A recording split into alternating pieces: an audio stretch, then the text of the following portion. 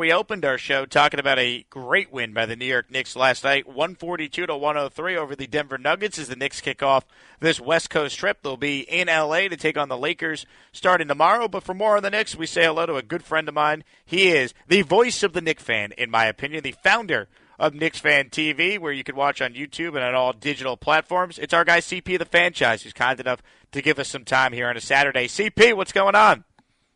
My man, Jake, good to hear from you, man. Glad you made it to Indy for the Combine, made it back to give the Jets fan the great report, and good to be on Talking Knicks with you, man. Happy Saturday. Oh, I appreciate that. I was pumped watching the Knicks last night. Let's just start with the win in Denver before we talk big picture. What impressed you specifically about how well the Knicks played?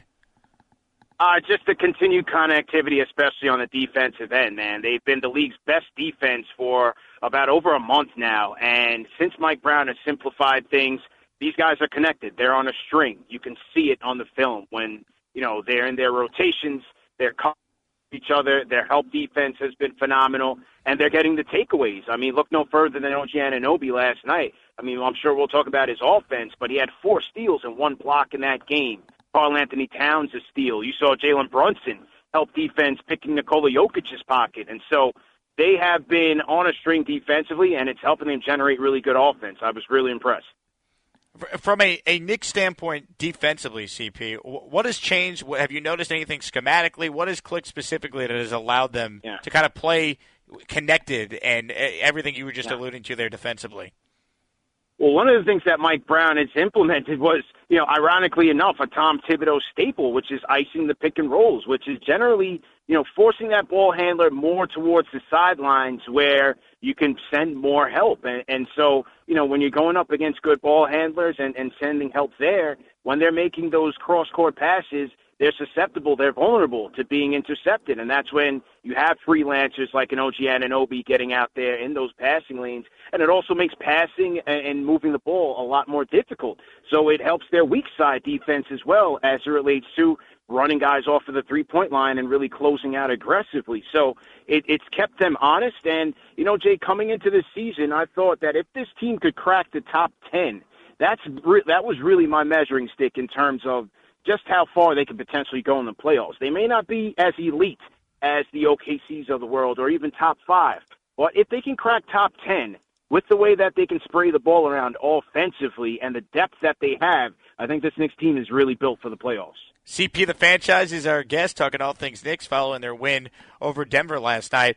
Have you noticed anything these last 2 games from the captain, Jalen Brunson? The scoring hasn't necessarily been there. Only 9 points last night, but 15 assists. He had 15 against the Thunder as well. Have you noticed anything these last 2 games with him? Taking what the defense has given him, Jake, and give credit. Look, the Nuggets he dropped 42 points on this Nuggets team just over a month ago. And so their defensive scheme was to take him away. You saw a lot of double coverage, even shadowing, Nuggets playing a little bit of zone to try to prevent Jalen Brunson from scoring. And, he just took what they gave him, sprayed the ball around, and, look, he generates 15 assists, but assists are registered when your teammates are clicking, and that's what we saw last night. I mean, the Knicks had 44 assists on 55 made field goals. It was truly efficient offense, and Jalen Brunson cleared the way there with 15. How about Karl-Anthony Towns during this stretch? So much talk is always surrounding him. He's been a double-double machine defensively. I think we've seen some real improvements there. What have you seen from Cat in these most recent games? For everything that's been made about him and his struggles in the offense and buying into Mike Brown's system, he's been the story all year, as he should be. The one thing you can't really question is his effort, Jake. It's been noticeable in this run. He's been tremendous after the All-Star break, and his efficiency has also jumped off the charts. But last night he had 13 rebounds and getting rebounds on the offensive side. On the defensive side and even offensively, you've seen him play much more disciplined as it relates to fouling. So he's been available for the team to come through and deliver. And, I give him a lot of credit. When the Nuggets went small and the Nuggets were switching the bigs onto Jalen Brunson, and that would leave the guards and the smaller forwards on Karl-Anthony Towns, he punished them. He really punished the mismatches inside, and he only took about 4 3-pointers last night. So his three-point efficiency, his percentages are rising, but his attempts are way low, career lows across the board. And so, I give him a lot of credit for really attacking inside, using his size as a strength. And as he said earlier this week, he just wants to be a star in his role. Well, make no mistake, Jake, when they get into the playoffs and they're going to be playing these upper echelon defenses, we're going to need to see a bit more larger offensive role and output from Karl-Anthony Towns, because that's where your all-stars need to play as such, because role players are role players and their effectiveness is going to come and go, but your all-stars have to deliver, and that's when I'm expecting Karl-Anthony Towns to really step up. CP The Fanchise is our guest, talking all things New York Knicks. Another big storyline in the NBA last night, and it, of course, affects the Knicks. What were your thoughts on how Jason Tatum looked, and are you shocked that he's already back 10 months removed from the Achilles injury he suffered against the Knicks, now playing for the Celtics once again?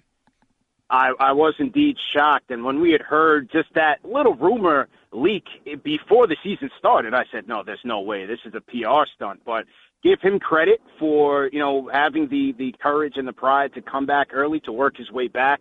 I watched some of that game prior to the Knicks game. He looked as good as he could coming, as the first game back, and obviously there's going to be some rust there as he tries to get back into his form. Now, as it relates to the Knicks and the Celtics, it's going to make the Celtics a stronger team. When you have an all-star, a superstar of Jason Tatum's caliber, it allows the role players to go back into their roles and give them credit. A lot of those Boston role players have been playing above their heads, but with Tatum back, it allows those guys to play a bit more into their roles. Guys like a Derek White, who's had career lows in efficiency, I think he's going to be a better player for it. And the Knicks now looking at one and a half games behind Boston for that second seed. It's going to be important for the Knicks to keep the pace, and that's why last night's win over the Nuggets was big. The Knicks were able to get some rest as they head into Los Angeles for Sunday's game. We don't know if the Lakers will have LeBron James or DeAndre Ayton playing in that game, so a very winnable game for the Knicks. And then I'm circling that April 9th date when Boston comes to the Garden. That could decide the 2 seed. So this stretch right here for the Knicks, especially this West Coast trip, is going to be very important to maintain that pace because Boston is not going anywhere. Break down the state of the conference for us, CP, because it feels like when the Knicks are at their best, I think they could beat anyone in the East. But they've been streaky at times this year. It's been frustrating for the diehards who live and die, of course, with every game. But right now, where do the Knicks stand, in your opinion, in terms of the other top contending teams in the East? Obviously, you have to give your respect to the Detroit Pistons. They've had a hell of a year. And, look, they've made statements against the Knicks all 3 games, all 3 blowouts. But yet and still, they're going to have some questions to be answered when it gets to the postseason, including, is there a secondary playmaker, a secondary star that will step up next to Cade Cunningham? Because if not, they're going to need Cade Cunningham to be an MVP every single night to have a chance. I love Detroit's defense, their athleticism, and their toughness. Those are some intangibles that you need for the playoffs, but they're going to need to rely on some half-court scoring. And so that's where I question, do they have a reliable secondary guy? And also, is their three-point shooting going to translate into the playoffs? That you have the Celtics who are right there. They've played phenomenal basketball, and this was supposed to be a gap year for the Celtics, but you have Jalen Brown playing at an MVP level and playmaking very well for that team. Now, it's going to be interesting to see how he and Tatum coexist as Tatum tries to round into form. But nevertheless, I still like the Knicks' chances even against a hot Boston team. Cleveland with Harden and Donovan Mitchell, they always have questions to be answered just in terms of, are they truly built for the playoffs? Can those 2 guys coexist, especially on the defensive end, to really play at a championship level? Well, you have a lot of surprises there in the Eastern Conference too, Jake. I mean, the Charlotte Hornets have been riding high on a 6-game winning streak. They just lost last night to the Miami Heat, but they could be a dangerous potential first-round opponent for the Detroit Pistons in a potential 1-8 matchup. I mean, they've had a historic season under head coach Charles Lee. You had the former Nick R.J. Barrett. He has the Toronto Raptors sitting there in the 5th seed. And so I think the conference has been extremely unpredictable coming into this season. You really didn't see a lot of those teams where they are, especially Detroit and where Toronto is. But as you said, I think the Knicks, when they play their A game, and if they should bring that into the playoffs, I give them as good a chance as any to come out of the East. 18 games left in the regular season, CP. Final question. What is the biggest thing you want to see down the stretch over these final 18 that will make every diehard Knicks fan feel great about the Knicks' chances of getting back to the NBA Finals? Stay healthy. Stay healthy, Jay. Last year they benefited a great deal from not having to deal with the injury bug as much. Yes, they dealt with a big Jalen Brunson ankle injury last March, about a month a year ago this month. But, they're looking to get Deuce McBride back. Hopefully he can come back for the first round of the playoffs. You see guys like Mitchell Robinson, how impactful he is, and they've done a great job in terms of managing his minutes and managing his workload where he's not able to participate in back-to-back games. So getting him to the playoffs healthy, getting Jalen Brunson to the playoffs healthy, Karl-Anthony Towns, and especially OG Anunoby, the star of last night's win over the Nuggets. If the Knicks can get into the postseason healthy, where it becomes a grueling endurance test, I give them a great chance. Right now, they are trending in the right direction. We just got to weather the storm. They just have to weather the storm over these final 18, 19 games. He is CP The Fanchise, the founder and one of the great hosts on Knicks Fan TV. Over 100,000 subscribers now on YouTube. If you're a Knicks fan, a diehard Knicks fan, this is the place for you. Go subscribe. You can listen to their shows across all podcast platforms as well. CP, continued success. Always appreciate you giving us some time here on ESPN New York. Anytime, Jake. Have a great weekend, man. Good to hear from you.